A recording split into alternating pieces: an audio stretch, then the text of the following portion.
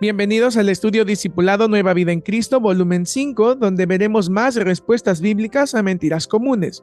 En esta ocasión estudiaremos el paso número 10. Esta lección se titula Tengo algunas dudas antes de recibir a Cristo y vamos a ver 5 puntos muy importantes. La primera duda, tengo miedo de lo que dirán mis amigos. Segunda duda, tengo miedo de no poder cumplir, no quiero jugar con las cosas de Dios. Tercera duda, ¿tendría que dejar mis diversiones y vivir una vida aburrida? Cuarta duda, ¿me costaría demasiado? Y la quinta duda, creo que es mejor esperar, hay tiempo todavía. Así que te invito a quedarte hasta el final de la lección para aprender cómo responder a estas situaciones. Pero antes respondamos las preguntas de conocimiento previo. 1. ¿Sería mejor esperar hasta que tenga mi vida en orden antes de acercarme a Dios? 2. Si acepto a Cristo, mi vida será muy buena, pero un poco aburrida. 3. No hay prisa, hay mucho tiempo para recibir a Cristo. Responderemos a estas preguntas al final de la lección. Pero antes de comenzar con el punto 1, vamos a ver algunas barreras y dudas comunes. Cuando presentamos el Evangelio, a menudo hay preguntas como las que vamos a estudiar el día de hoy que las personas suelen hacer. Ahora, es importante contestar estas preguntas, pero debemos tener en cuenta que algunas dudas son inquietudes reales y otras son solo pretextos. Comencemos con el primer punto. Tengo miedo de lo que dirán mis amigos. Hay casos cuando el nuevo creyente es rechazado por sus amigos y hasta por su propia familia. Por ejemplo, Juan conoció el Evangelio, pero su padre no lo aceptó. Lo echó de su casa. O también las amigas de Sara comenzaron a burlarse de ella cuando les contó que aceptó a Jesús como su Salvador y les invitó a la iglesia. Estos dos ejemplos son situaciones que se pueden presentar cuando la persona conoce el Evangelio. Es importante animarle y enseñarle con la palabra de Dios a que tienen que vencer ese temor. Ahora, ¿cómo ayudan estos versículos a la persona que teme lo que dirán otros sobre su nueva fe? Leamos Marcos 8:36. Porque, ¿qué aprovechará al hombre si ganare todo el mundo y perdiere su alma? En este pasaje, ganar el mundo significa buscar la aceptación de los demás, buscar las riquezas, buscar una posición, buscar satisfacer tus deseos, buscar alargar tu vida, buscar tranquilidad y no problemas. Y el problema con esta persona es que en su búsqueda por ganar el mundo pierde su alma porque nunca busca a Dios.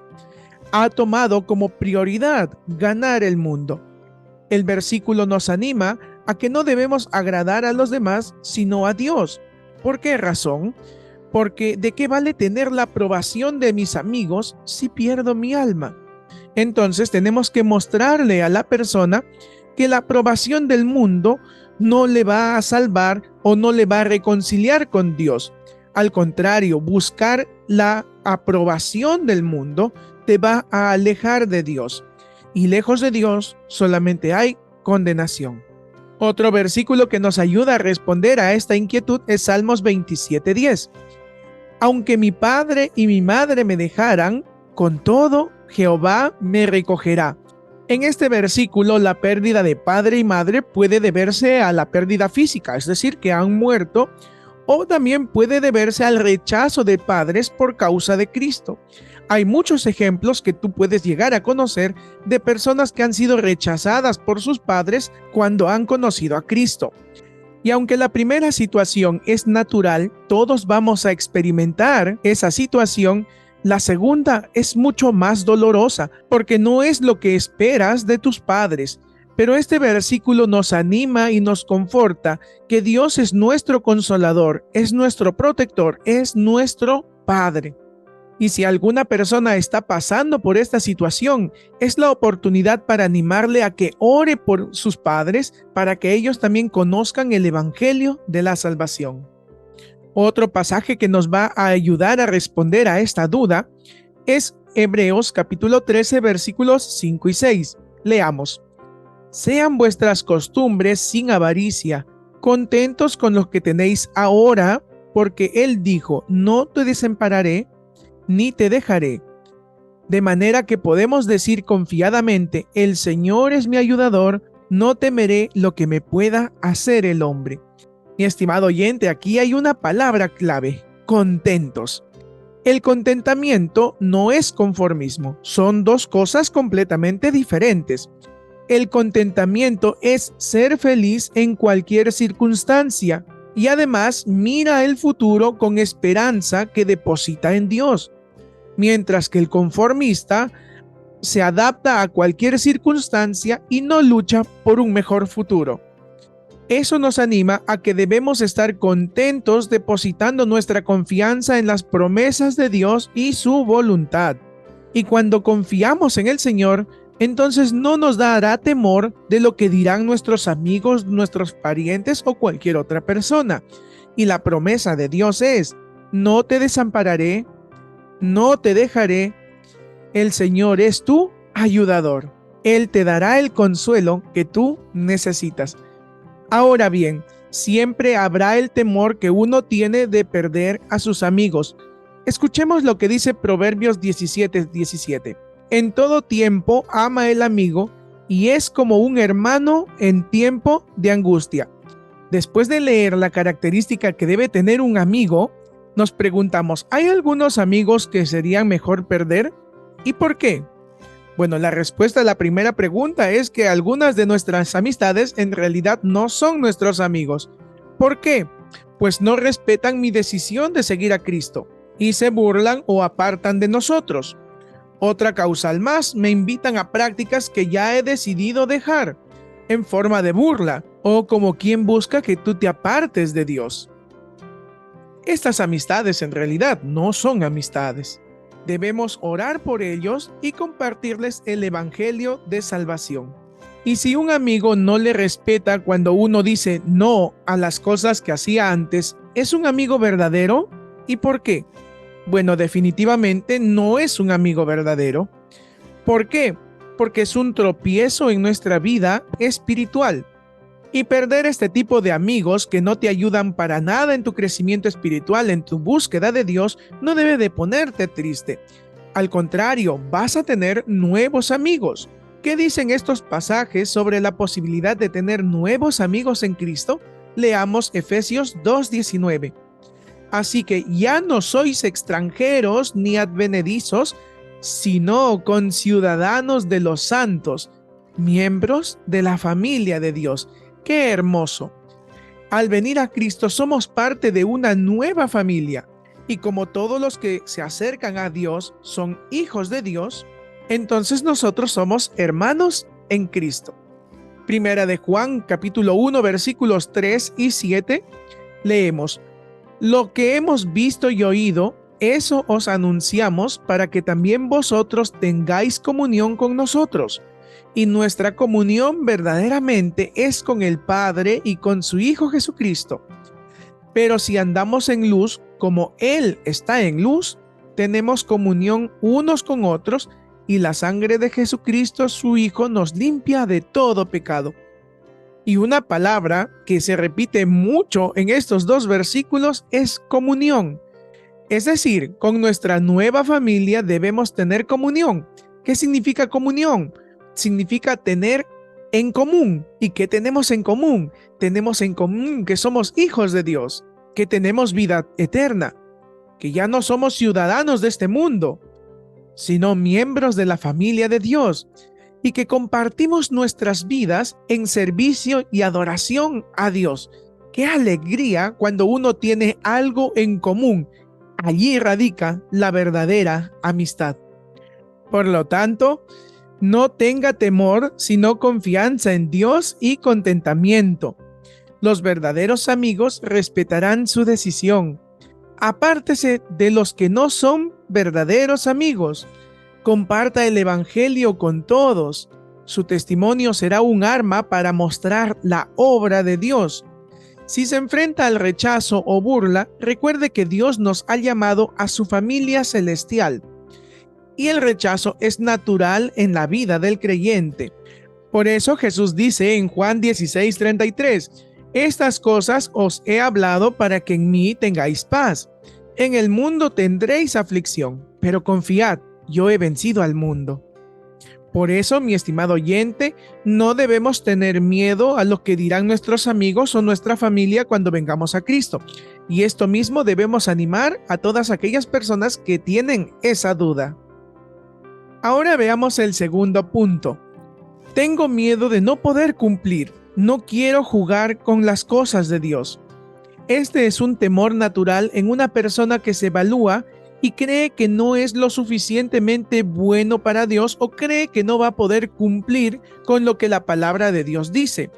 Ahora, ¿hay que arreglar su vida antes de acercarse a Dios o debe acercarse a Él primero pidiéndole ayuda para cambiar lo que usted no puede? Y la respuesta es la segunda. Nosotros no podemos cambiar por nuestra propia cuenta. Si así fuera, pues Jesucristo no hubiera venido. Cada uno hubiera buscado la forma de agradar a Dios. Y es que nada de lo que hemos hecho o podemos hacer puede agradar a Dios. Si espera hasta que todo esté bien, ¿cuándo va a acercarse a Dios? La verdad es que nunca. Vamos a ver ahora, si tiene miedo de no poder cumplir, ¿cómo le pueden ayudar los siguientes versículos? Vamos a leer Filipenses 4:13, un versículo muy conocido. Todo lo puedo en Cristo que me fortalece. Y vamos a ver aquí que la fortaleza que necesito para cambiar y cumplir con Dios no viene de mi propia fuerza, sino viene porque es Cristo quien me fortalece. Esto es maravilloso porque no estoy solo en mi lucha. Cristo está conmigo. La fortaleza para cambiar y para no fallar a Dios no viene de mi intelecto o capacidad, sino que viene de Cristo. Claro, solo debo dejarme guiar por Cristo a través de su palabra. Otro pasaje que nos ayuda a combatir esta duda o temor es 1 de Juan 1:9. Si confesamos nuestros pecados, Él es fiel y justo para perdonar nuestros pecados y limpiarnos de toda maldad. Este versículo nos enseña dos cosas muy importantes. En primer lugar, después de venir a Cristo, aún pecamos. Esto es una realidad. Pero también, si confesamos nuestros pecados, Dios nos perdona. Pero Juan añade en el capítulo 2, versículo 1, hijitos míos, estas cosas os escribo para que no pequéis. Claro, no debe ser una excusa para vivir pecando y pecando y pecando. Sino, ¿para qué? Si alguno hubiere pecado, abogado tenemos para con el Padre a Jesucristo, el justo. Estimado oyente, la voluntad de Dios es que no vivamos en pecado. Pero cuando pecamos, Dios promete dos cosas: perdonarnos y limpiarnos.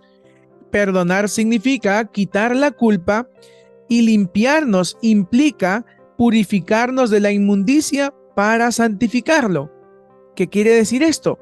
Nos limpia para que no se vuelva a ensuciar. Y esa debe ser nuestra actitud. En resumidas cuentas, no debo tener temor fallar a Dios. Él me perdona y capacita para no pecar, para ya no volverle a fallar. Otro pasaje más que nos ayuda es 1 de Corintios 10:13.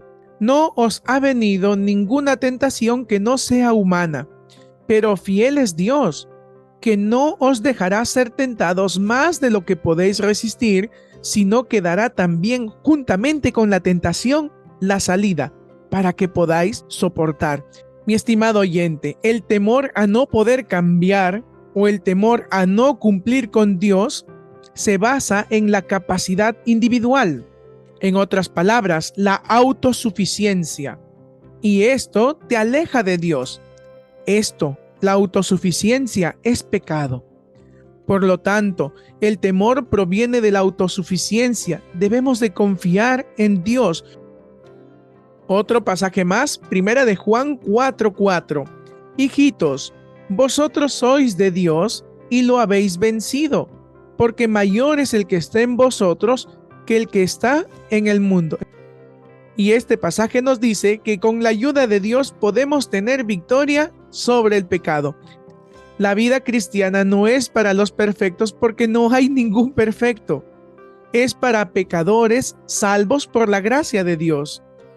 Y es precisamente por eso, porque somos pecadores, imposibilitados de agradar a Dios con nuestra propia fuerza, que Dios ha hecho provisión para perdonar nuestros pecados cuando caemos. Y también promete una salida para cada tentación y su Espíritu Santo para ayudarnos. Así que acérquese a Cristo ahora mismo. Ese debe ser nuestro mensaje. Ahora veamos el tercer punto, que habla de la siguiente duda. ¿Tendría que dejar mis diversiones y vivir una vida aburrida? Qué astuto es el diablo en hacerte creer que el mundo ofrece más que Cristo. Claro que el mundo no solo ofrece fiestas, amigos, dinero, influencia, bebida, amantes y mucho más según los apetitos de cada uno.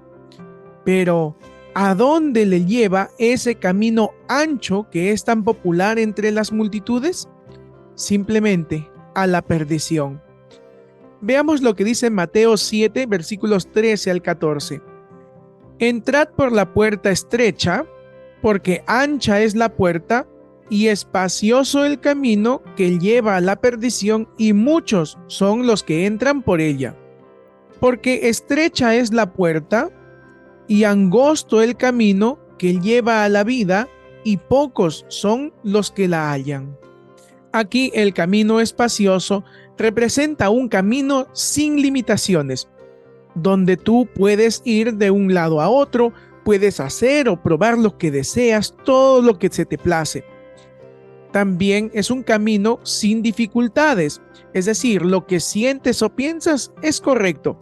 Puedes tomar tu propia decisión, puedes tomar tu propia ruta dentro de ese camino espacioso. Nadie te dice lo que debes hacer, por dónde debes ir. Además, es un camino atractivo. Ofrece lo que tú deseas. Todo el mundo lo hace. Por eso dice, muchos son los que entran por esa puerta y siguen ese camino. Además, ofrece una falsa seguridad. Es un camino espacioso, una puerta ancha, en comparación con el otro, que es una puerta estrechita y un camino angosto, donde solo tienes una forma por donde caminar. Pero ese camino ancho, ese camino espacioso, al final lleva a la perdición. Estimado oyente, si tú estás siguiendo el manual de discipulado, quiero comentarte que el ítem 7 lo he modificado para esta lección. La pregunta que hago es, ¿crees que tu vida actual es alegre? ¿Qué dirías? ¿Sí o no? Bueno, vamos a suponer que una persona responde que sí. Entonces debemos preguntarle, ¿en qué fundamentas tu alegría? Puede ser en el dinero, en la posición, en tu buena salud, en tu familia que está sana, está completa, en los amigos que tienes, en los logros que has obtenido, etc.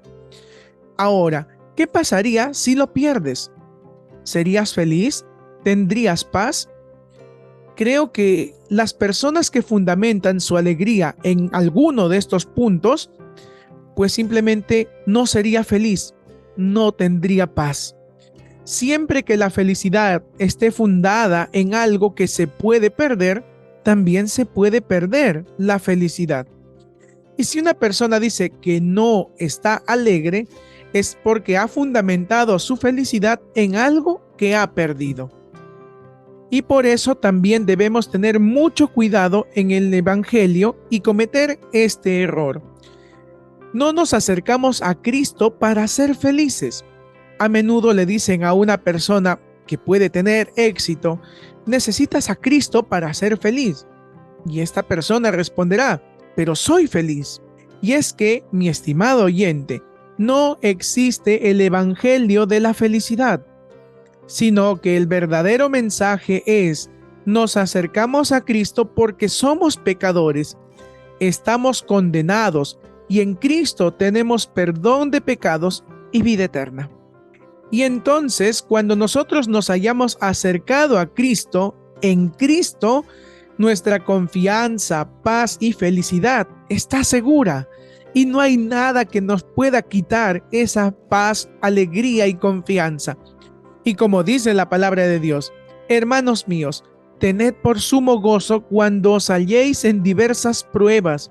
¿Quién se goza en las pruebas, en las dificultades? Pues alguien que ha depositado su confianza en Cristo y que su gozo, su paz, su alegría no está en las cosas materiales o de este mundo.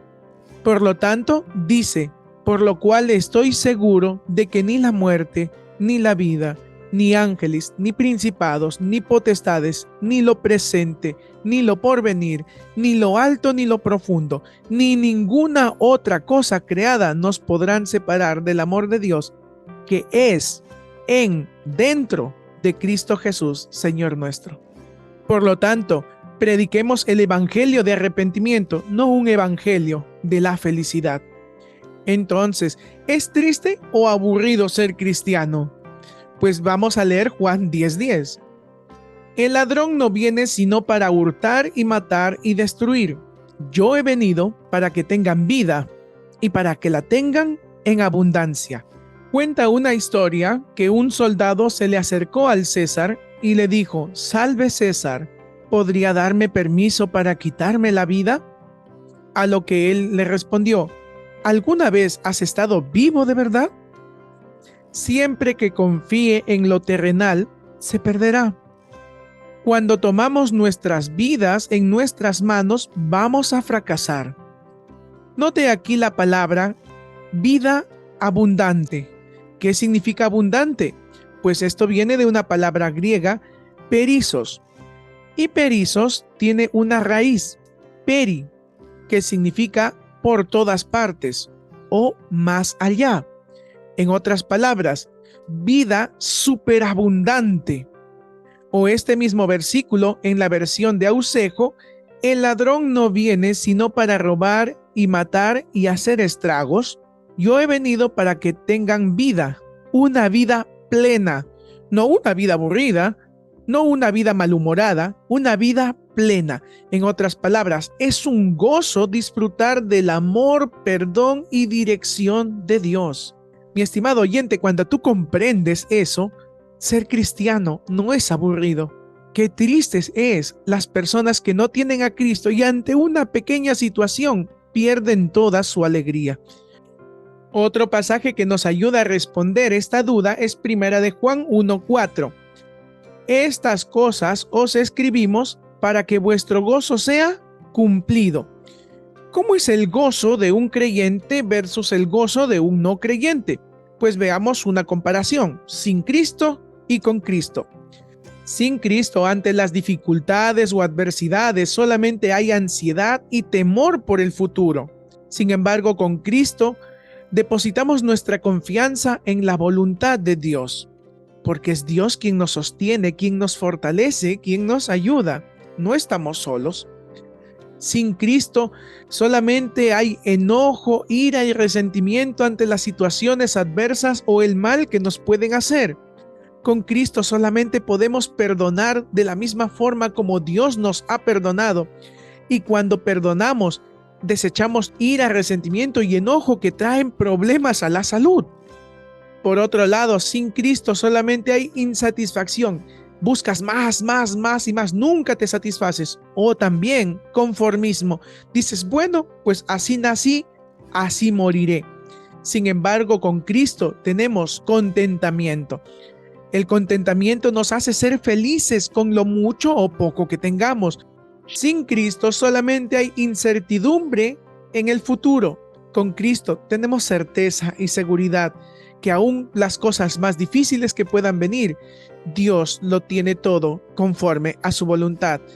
Finalmente, sin Cristo, las situaciones alejan a las personas más y más de Dios, reniegan contra Dios.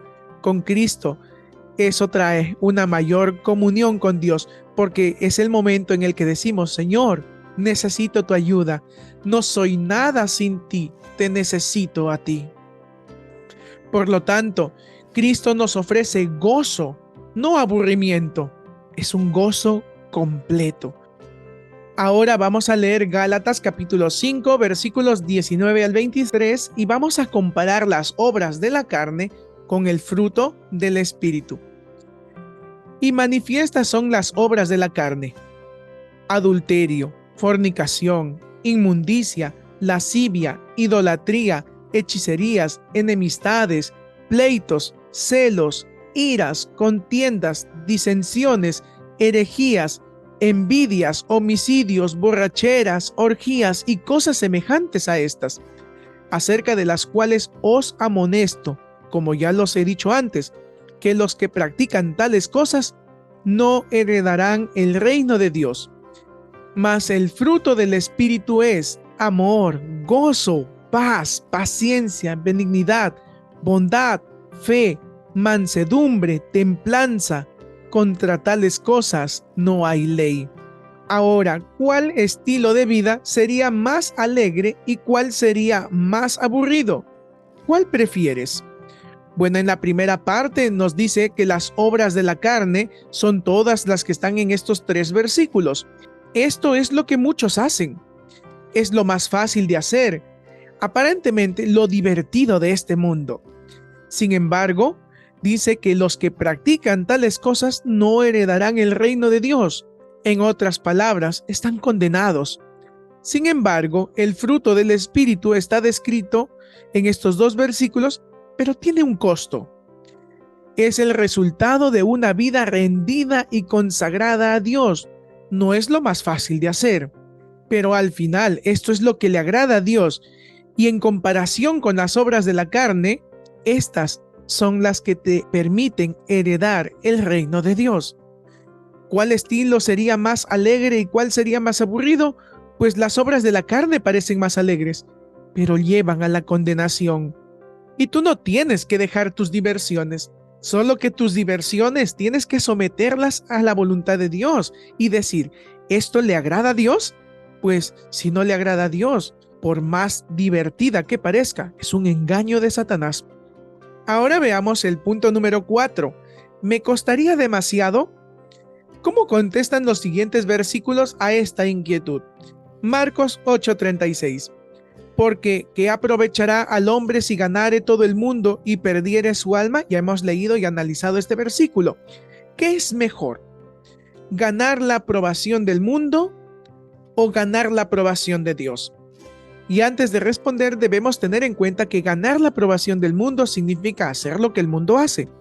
Es satisfacer tus deseos pecaminosos.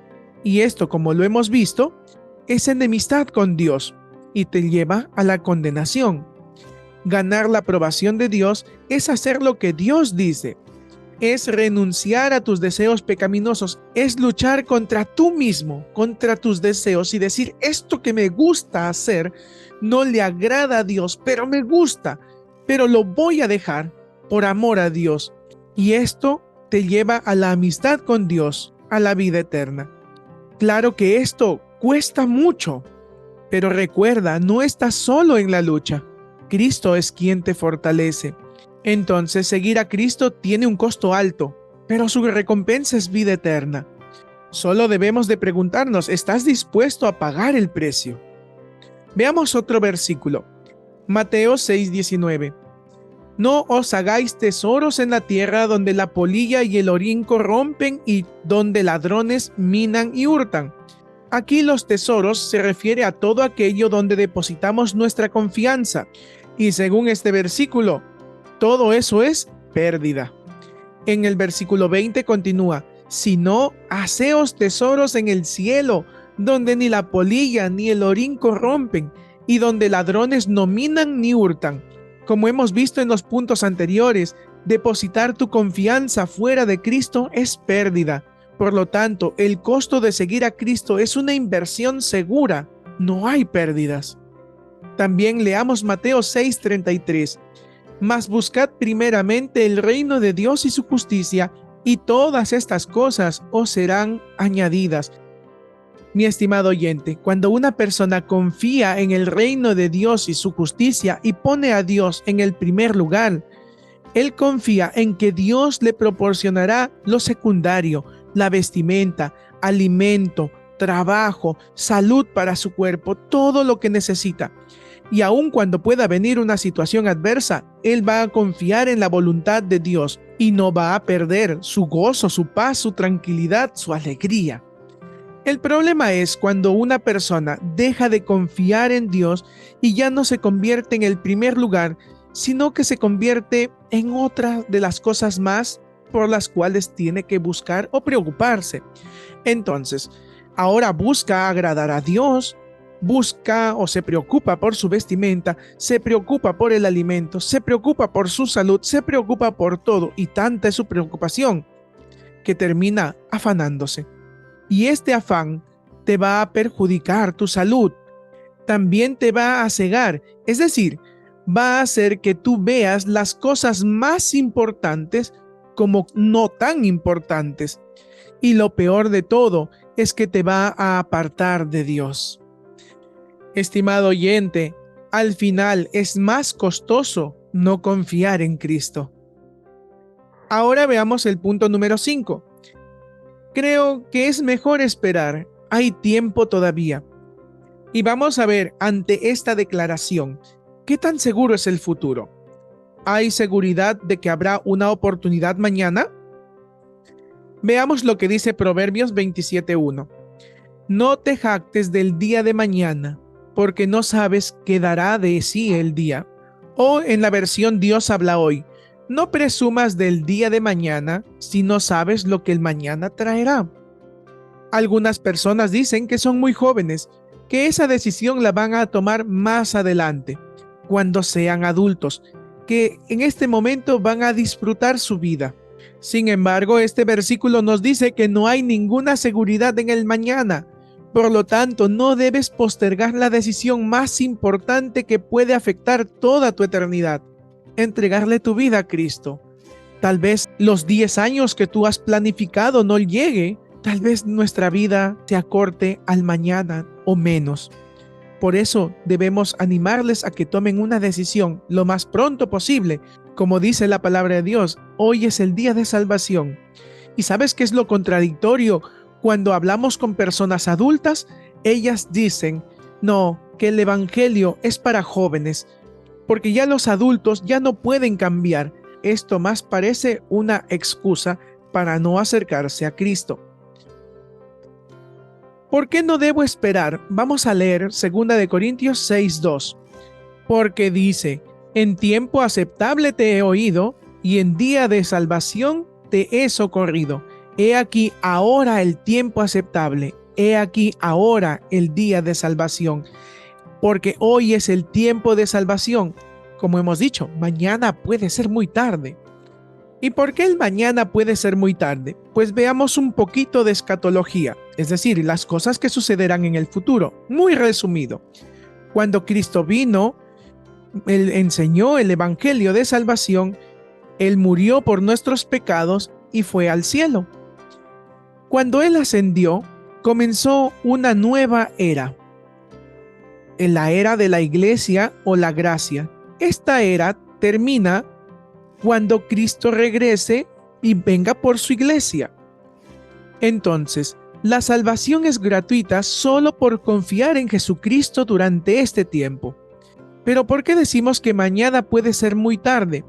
Porque si una persona muere sin Cristo, o Cristo viene por su iglesia y no recibió a Jesucristo, simplemente esta persona está condenada. Por eso Jesús encomendó que anunciáramos el evangelio. Por otro lado, Salmos 95, versículos 7 al 8 advierte a no, vamos a completar, porque Él es nuestro Dios, nosotros el pueblo de su prado y ovejas de su mano. Si oyereis hoy su voz, no endurezcáis vuestro corazón como en Meriba, como en el día de Masá en el desierto. Bueno, esto habla de un contexto histórico, pero en este texto nos advierte a algo que no debemos hacer: endurecer nuestros corazones. Por otro lado, ¿qué hace Cristo según Apocalipsis 3:20? He aquí yo estoy a la puerta y llamo. Si alguno oye mi voz y abre la puerta, entraré a él y cenaré con él y él conmigo. Estimado oyente, Cristo espera nuestra decisión para comenzar una relación personal con nosotros. Cristo quiere ser tu Salvador. ¿Qué respuesta le darás a Cristo hoy? Esa es la pregunta que se le debe hacer a las personas que deciden esperar en un futuro. Y un versículo muy útil para compartir con estas personas es Juan 3:36. El que cree en el Hijo tiene vida eterna, pero el que rehúsa creer en el Hijo no verá la vida, sino que la ira de Dios está sobre él. Y este mensaje es muy importante. Mientras tú esperas el tiempo para entregarle a tu vida a Jesucristo, simplemente estás bajo la ira de Dios. Ahora vamos a responder a las preguntas de conocimiento previo. Primero, ¿sería mejor esperar que tenga mi vida en orden antes de acercarse a Dios? Falso.